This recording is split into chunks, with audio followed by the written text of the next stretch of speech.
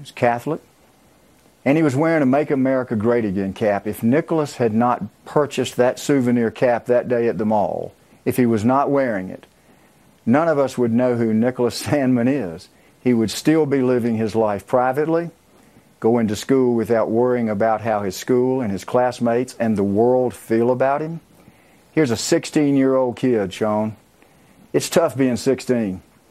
Think about what this young boy is having to deal with at age 16 when the entire world saw him the way the media portrayed him, as literally the face of evil. It is inexcusable, reprehensible conduct by the media. And the Washington Post led the way.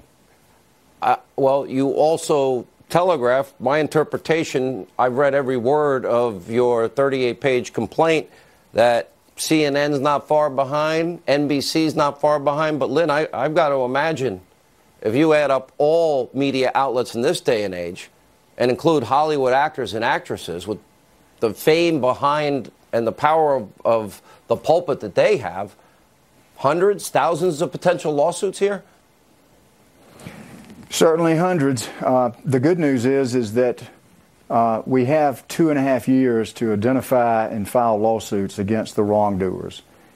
Because he's a minor, Nick will turn 18 in July of 2020. We've got 2.5 years, and we've got a lot of work to do because the social media and mainstream mob of bullies was extremely large in number, and they were very vocal.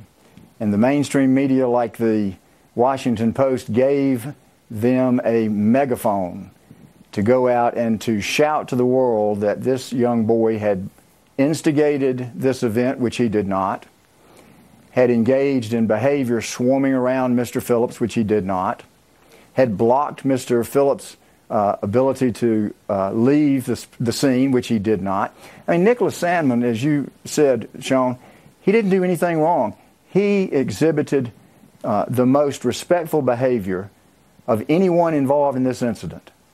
You know, he was a child. He was accosted by adults, the black Hebrew Israelites, as your clip showed, yelling the most obscene slurs at these boys, homophobic, racist slurs.